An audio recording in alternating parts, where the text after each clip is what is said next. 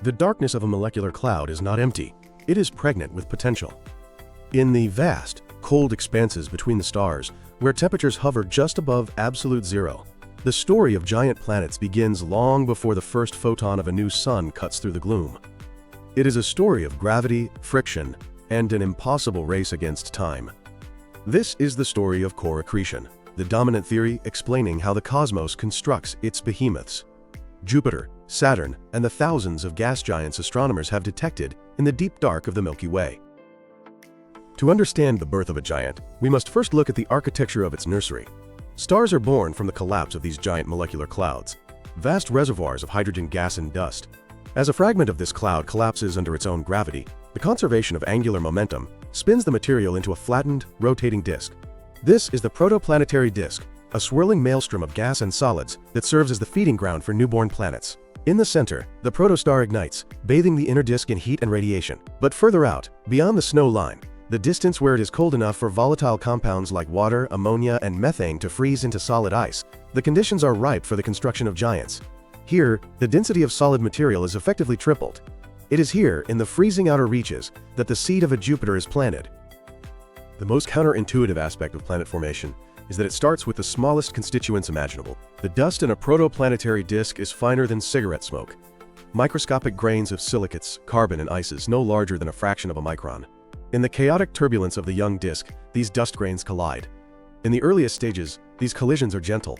Weak electrostatic forces, known as van der Waals forces, allow the grains to stick together, forming fluffy, fractal aggregates.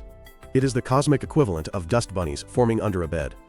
However, as these aggregates grow to the size of sand grains and then pebbles, they encounter the first of many great barriers in planet formation. This is the radial drift problem.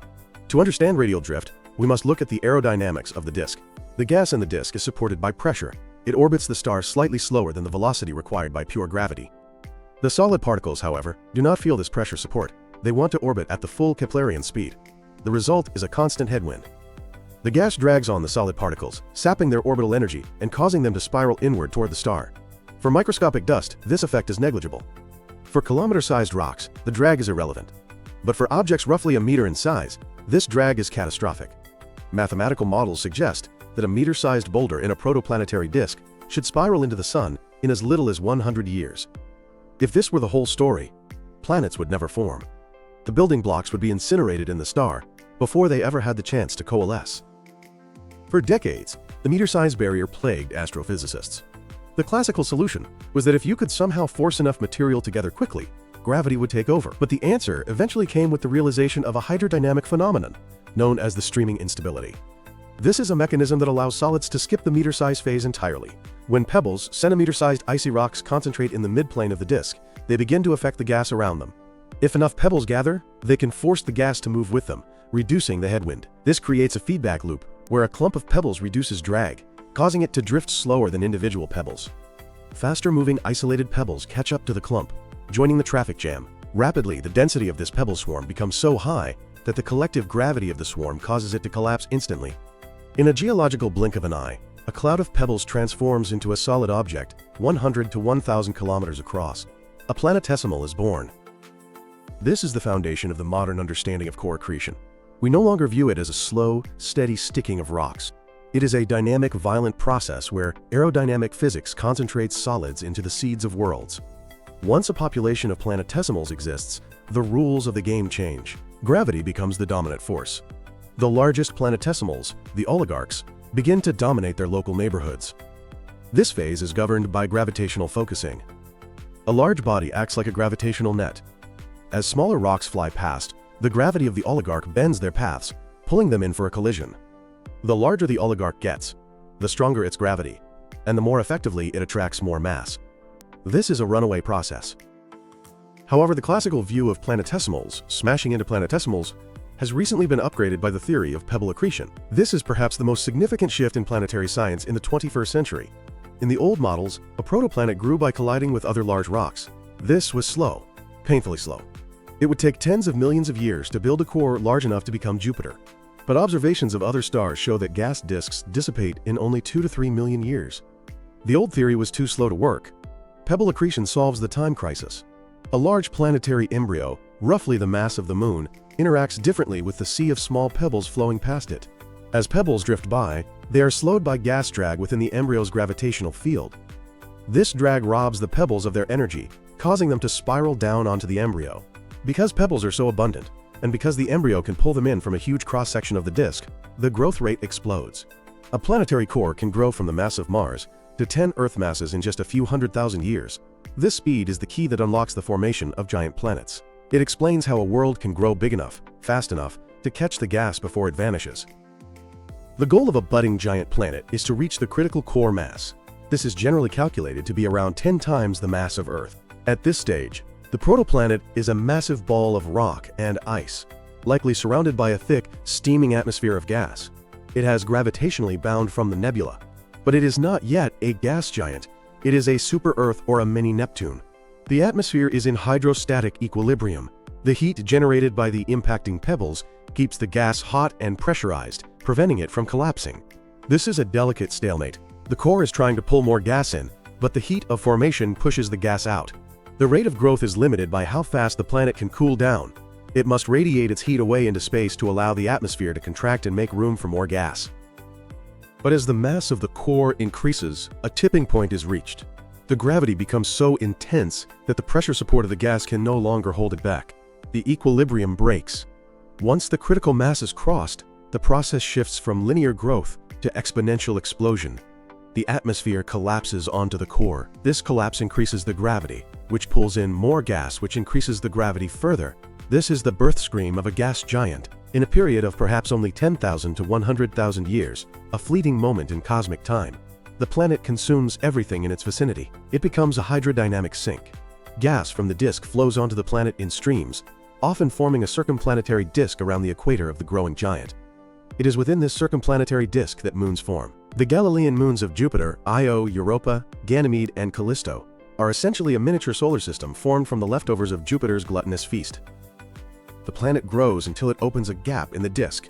Its gravity is now so dominant that it clears a lane in the protoplanetary nebula. The gas supply begins to choke off. The flow of gas changes from a deluge to a trickle, fed only by streamers that bridge the gap.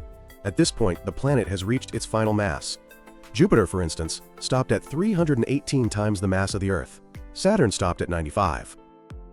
But the story doesn't end with a simple, solid core. For decades, the standard model of core accretion ended with a neat picture: a distinct, solid core of rock and ice buried beneath a massive envelope of metallic hydrogen and helium. However, science is never settled. The NASA Juno mission, which arrived at Jupiter in 2016, provided gravity measurements of unprecedented precision. These measurements allowed scientists to peer deep into the planet's interior. What they found shocked the planetary science community. Jupiter does not appear to have a compact, solid core. Instead, it has a dilute or fuzzy core.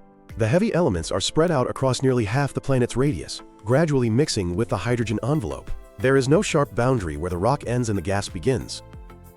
This discovery has forced a rewrite of the core accretion history. How do you get a fuzzy core? There are two leading theories. The first is a violent youth. Perhaps Jupiter formed with a solid core, but shortly after its formation, it was impacted by a massive planetary embryo, a collision with a body 10 times the mass of Earth. Such an impact would have shattered the core and churned the heavy elements up into the gas envelope, creating the diffuse structure we see today. The second theory is erosion. As the massive amount of gas accreted onto the core during the runaway phase, the immense heat and pressure might have dissolved the core. Just as water dissolves a sugar cube, the metallic hydrogen ocean might have eaten away the rocky center, redistributing the material upward. This implies that the core in core accretion is not a permanent monument but a transient scaffold, essential for construction but dissolved by the very structure it helped build. This framework also explains the failures.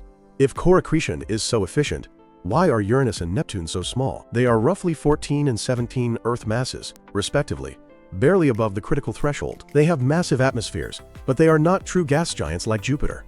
They are ice giants. The answer lies in the timeline. The solar nebula was not uniform. It was denser in the center and thinner at the edges. Uranus and Neptune formed much further out, where the density of pebbles and planetesimals was lower. They grew slower. By the time their cores reached the critical mass of 10 Earth masses, the starting gun for runaway gas accretion, the race was already over. The sun had blown the gas disk away. Photoevaporation, driven by the intense ultraviolet light of the young sun and nearby massive stars, strips the protoplanetary disk of its gas after a few million years. Uranus and Neptune were the late bloomers. They were just starting to pull in gas when the kitchen closed. They are aborted giants, planetary embryos that were frozen in time, never allowed to reach their full potential. Furthermore, we must acknowledge that planets do not stay where they are born. This realization, solidified by the discovery of hot Jupiters and other solar systems, is a crucial addendum to core accretion. As a planet grows in the disk, it generates waves in the gas, much like a boat moving through water. The gravity of these density waves pulls on the planet. This interaction, known as Type 1 migration, usually robs the planet of orbital energy, causing it to spiral inward rapidly. This poses a danger. If migration is too fast, the growing core will fall into the star before it can become a giant. Theoretical models suggest that once the planet becomes a giant and opens a gap, it enters Type 2 migration. It becomes locked to the viscous evolution of the disk itself. If the disk is spiraling into the star, the planet rides along with it. In our own solar system, the Grand Tech hypothesis suggests that Jupiter migrated inward to where Mars is today, before being caught by Saturn and pulled back out by a gravitational resonance. This wandering sculpted the asteroid belt and stunted the growth of Mars, explaining why the red planet is so small compared to Earth. Core accretion is a triumph of modern astrophysics, linking the microscopic physics of dust grains to the macroscopic architecture of solar systems. It explains the correlation between a star's metallicity and its likelihood of hosting giant planets. Stars with more heavy elements have more dust. More dust means faster core growth. Faster core growth means a higher chance of beating the clock to become a giant. Today, instruments like the James Webb Space Telescope and ALMA allow us to see this process in action. We see the dark rings in the disks of young stars like HL Tauri, the footprints of invisible giants clearing their lanes.